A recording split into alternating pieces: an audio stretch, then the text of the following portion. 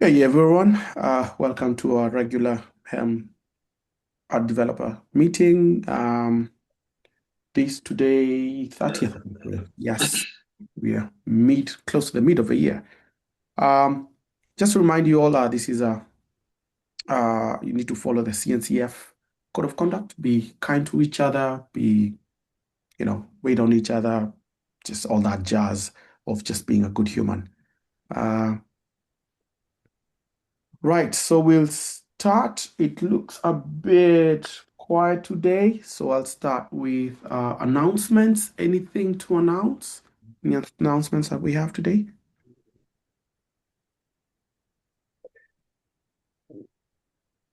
I'm gonna check something. I'll circle back if so. Cool. All right. All right. Moving on to discussion items. Robert, over to you.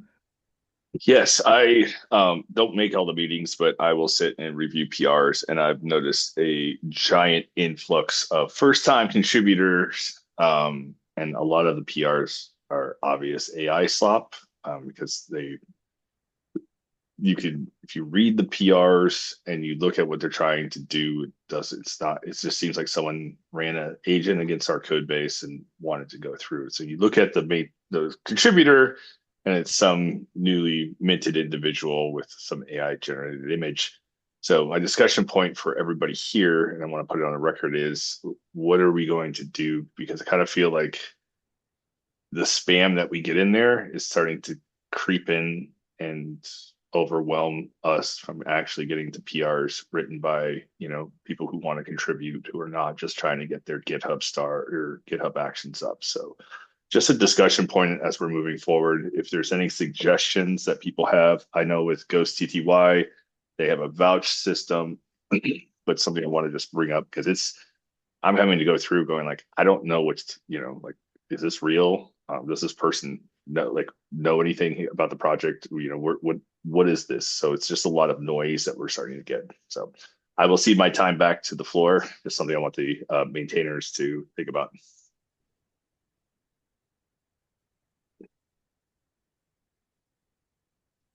Hmm. You'll Anyway, think okay. about it.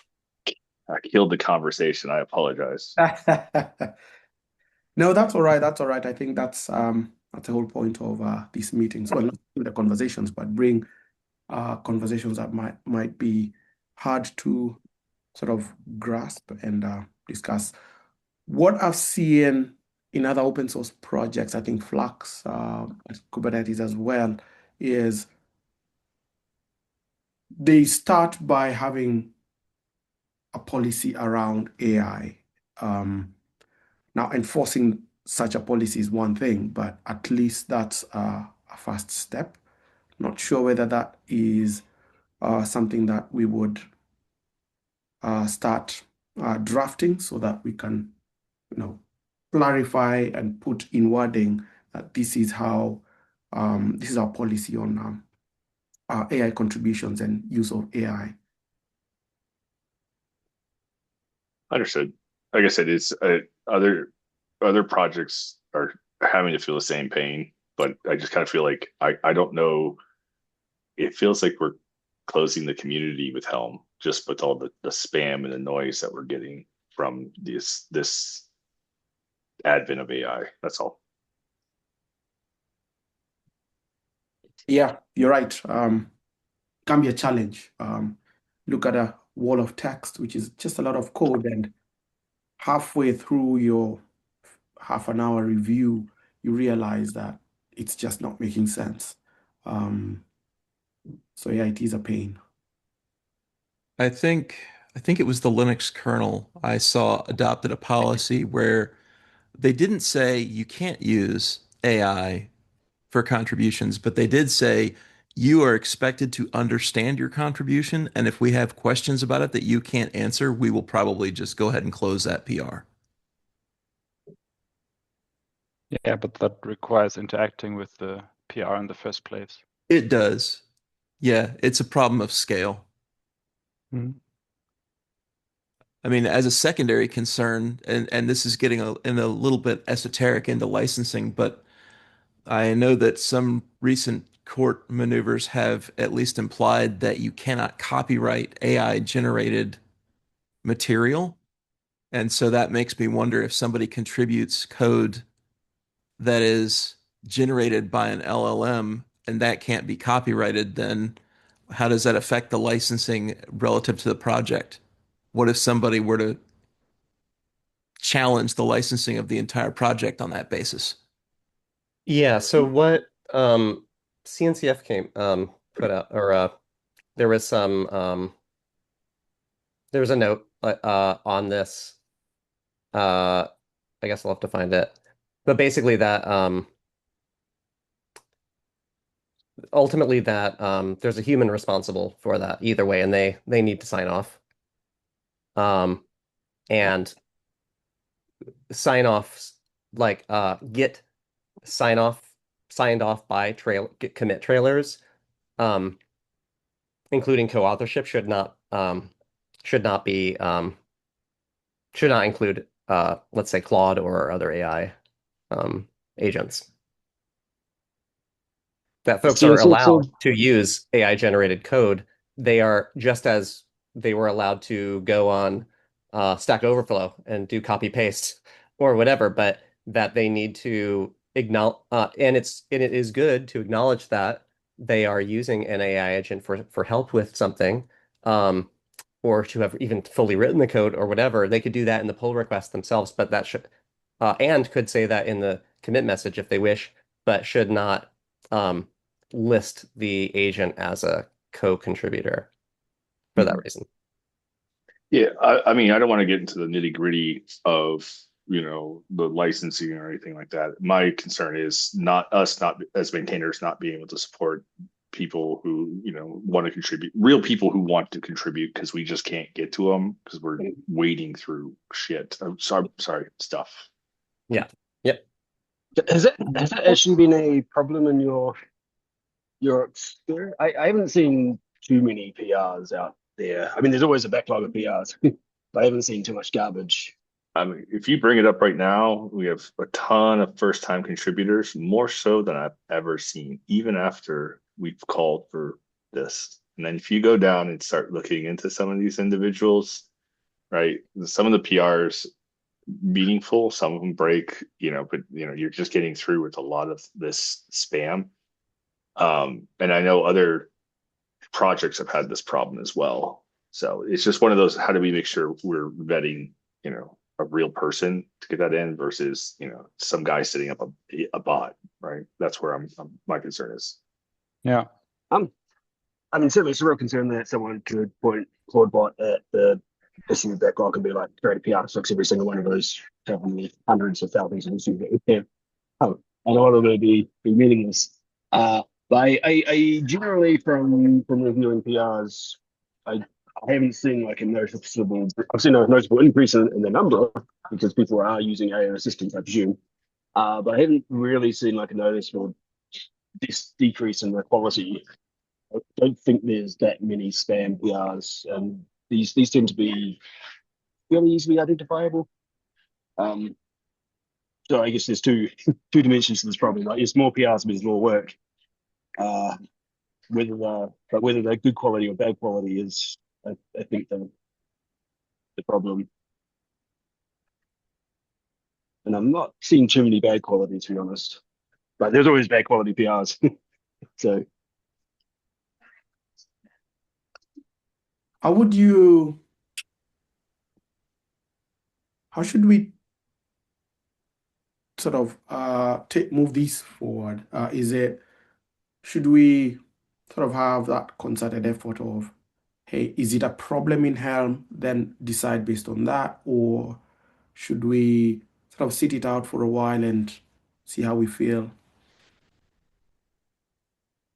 For me, as a new contributor, it would help to have a standing on how using AI, how I should use AI. Of course, I've heavily used AI, but I've read every line of code 5 times because I'm hyper vigilant to keep my reputation up.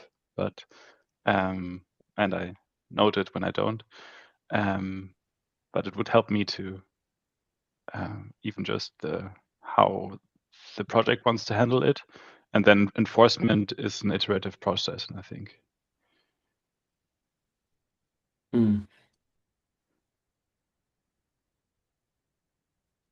Yeah, I don't have a way forward for us to track it. I don't want to know if it's a hip, but it is. I'm bringing it up to say, hey, I've noticed it. George might not fully agree, which is fine. We're allowed to have disagreeing opinions, but the way forward with this, I'll take it back to the group and maybe something we just keep track of in Slack. So there's definitely some prior art. Like Linux requires or suggests, I forget the exact language, you to use the assisted by if you've used a AI agent. Yep. So you sign up the PR and then assisted by Claude.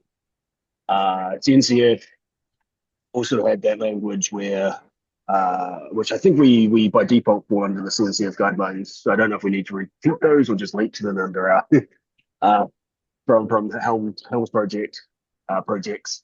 The language being like a person submits the code and the person is responsible. So that going back to that discussion, maybe we should discuss making the linking to the guidance more explicit, or do that. Maybe an issue is a good place to start in terms of. I don't know if we need a hip. We're going to design anything specifically, but or some place to have discussion.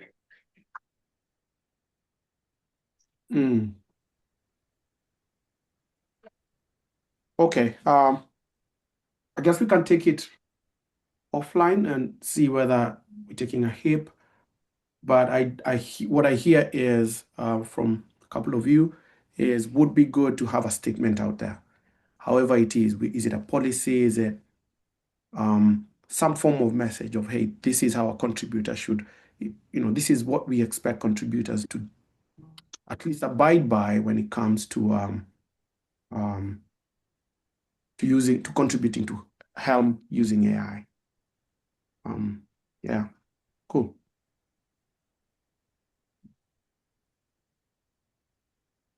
I want to suggest Joe asked a question about announcements. We often do announce upcoming KubeCon dates. I didn't prepare that, or any. I don't think anyone really prepared that. So if you feel like announcing that, Joe, Evans, you think that's a good idea? Well, you just announced it. I don't know when the dates I are. didn't announce the date. I don't know when it officially opened, but I did notice I was looking just before this meeting. I was like, hey, I should check and see when the CFP for KubeCon NA opens, and it is open already. So, Well, and it thank you. closes at near the end of May. So it always seems like it goes by so fast. I actually do have an announcement too. Thanks, Joe. That's awesome. Yeah, I think people can look that up on their own, but good to give a heads up. Mind if I give a little announcement, Evans? Yeah. It's really just about upcoming Helm releases. I didn't post that, but the next release candidate for the next minor version of Helm 3 and 4 is going to be on not very long from now, on May 4th. And then May 13th will be the actual releases. Those are the scheduled dates. I believe because of that, the next patch release then will be the following month in June. I missed that. Do you mind repeating that? So the next part. Yes. Yeah. Minor releases come out every 4 months, both for V3 and V4. Just as a reminder to everyone, Helm V3 minor releases are primarily updates to dependencies, specifically that relate to the Kubernetes API and its related dependencies, but security and dependencies related to that, and bug fixes, but no new features. And Helm 4, it will be like a new feature plus the bug fix release, just as the normal minor releases are. That is on May 13th of next month, the third Wednesday of next month. The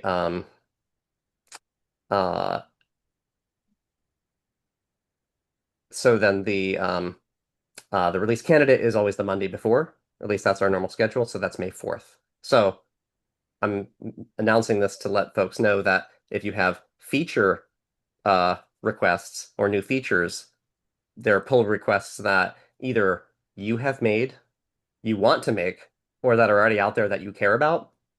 Please put effort into those, announce them, note them on these calls, because we're going to have a few more dev meetings until then. And just participate in GitHub. You can review other people's pull requests, test them if you can, help them to become review ready, etc. But focusing on features is good because those only happen every 4 months, whereas the patch releases happen every month, except for the months where we do a minor release. So the next patch release will be the following month in June. Sorry. No worries. That was long-winded. If I had written it down, it would have taken like 1 minute to say. Terry, Terry, do you think we could use your Go release PR to do this release? I think it's good to go. I think it was ready to go. Oh, I did haven't you looked at that already make, before.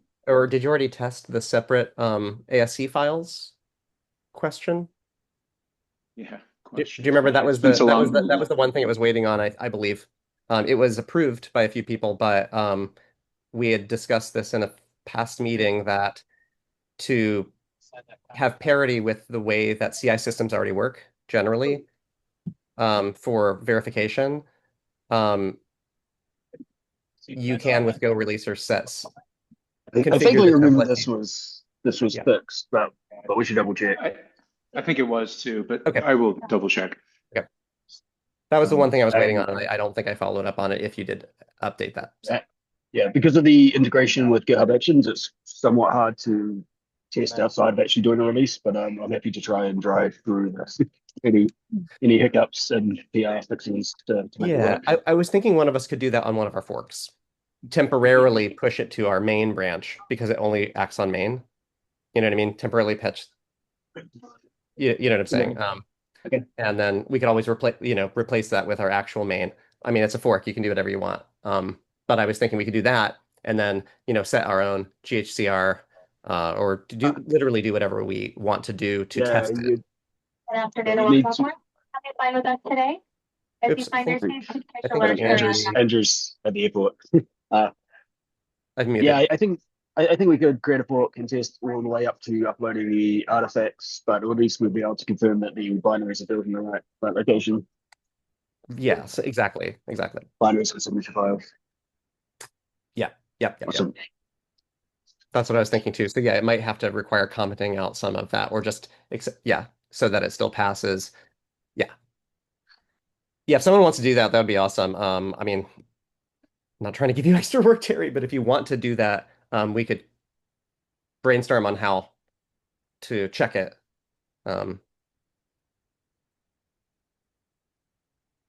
Yeah, I'll get to it this weekend at the latest.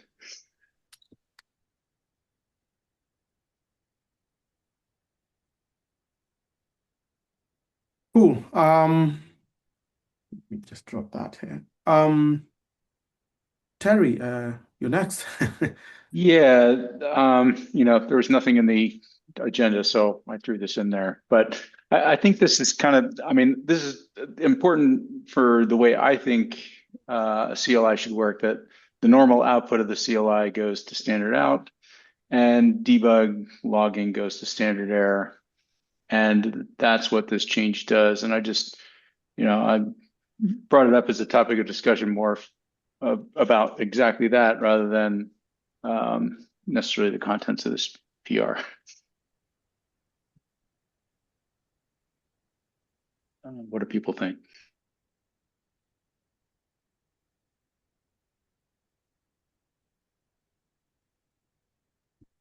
Sorry, let me give that actual attention. I didn't dig through, Git blame or anything like that to find out why or when it got set to standard error. Could have been me. I don't know. But yeah, it just seems like this is more of the correct approach. It's come up a couple times in the past, and I know it burned some pipelines. People were complaining about the change breaking pipelines. I have not looked at the PR, so can someone bring up the PR if possible? I just tried to bring the issue. Which You mean like share screen? yeah, or at least put it in chat. Oh yeah, I think yes. Here it is in the chat. Oh, thanks. Thanks, Scott.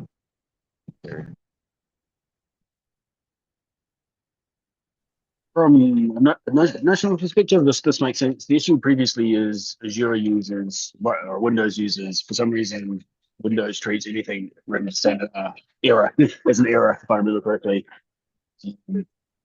So people get grumpy when they have to start hiding things from standard error or command output or it breaks them. I mean, it makes sense to me. I don't think it'll mess with structured output. I know that in the past, this topic came up quite a bit, and I thought it was the Kubernetes CLI. A lot of CLIs use the same approach. That's why the change was made, is because it does use those approaches. I'd have to go back to. Let me go look for the old issues that we had. We might want to have a discussion in the Helm Dev channel just to make sure that we're all on the same page. Just to make sure we're not going to burn someone else again. My fear is that people have understood the change and know the change, and changing again could be a problem for them. So I just want to spend some time looking at the old history around this topic, because it was a topic probably about a year ago, if I recall correctly. And there's also language in the backwards compatibility HIP as to what we expect to change from CLI, if I remember correctly. Exactly. That said, yeah, agree. I guess I have one question. I mean, this seems like well, for one thing, like the only, if I'm seeing this right, the only function signatures, at least for Go backwards compatibility, is they're internal function, or yeah, they're not exposed functions. And then in terms of like the end user receiving or parsing error output versus standard out, I think that the expectations around that are that if it's not an error, that would be considered a bug fix. So I think that would fit fine with our policy. I think my only question, because I'm trying to look for this and I'm not seeing it. Oh, actually, never mind. I saw it. Okay, yeah. Yeah, both for new registry client with TLS. Yeah, new registry client with TLS. Add registry client. And also, oh, I guess that's my other question. Maybe I'm just not seeing it yet. But do we have a Oh, actually, yeah, you also modified new registry client. Yeah, that all looks good to me. But yeah, if you want to check, if anyone other maintainers want to check that policy, or like Andy, if you want to check what you were saying in terms of like the kubectl, that makes sense. But I would just say that like that is our general policy, is that we send errors to standard error via slog, right, as well, and we send output to standard out, non-error output.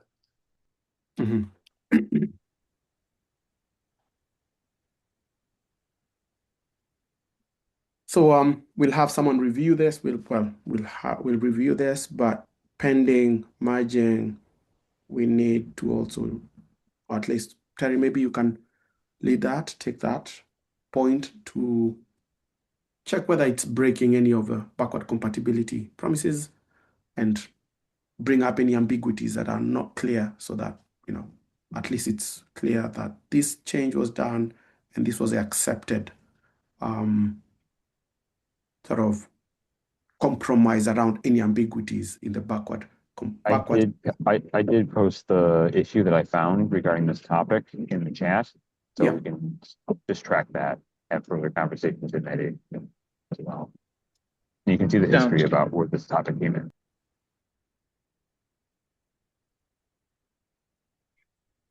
Cool.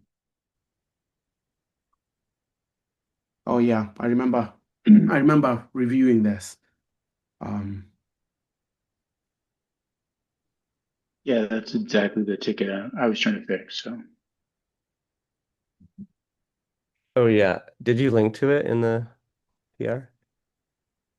And if not, can you? Yeah, it's in the Oh, note. good. Okay, great. Cool.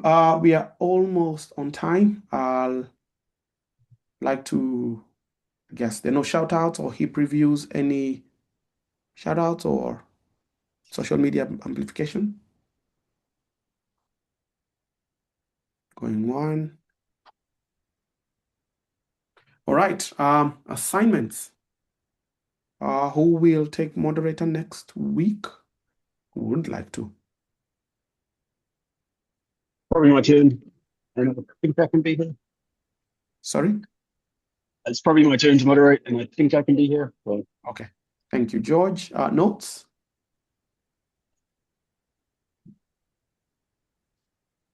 I can again if no one else can.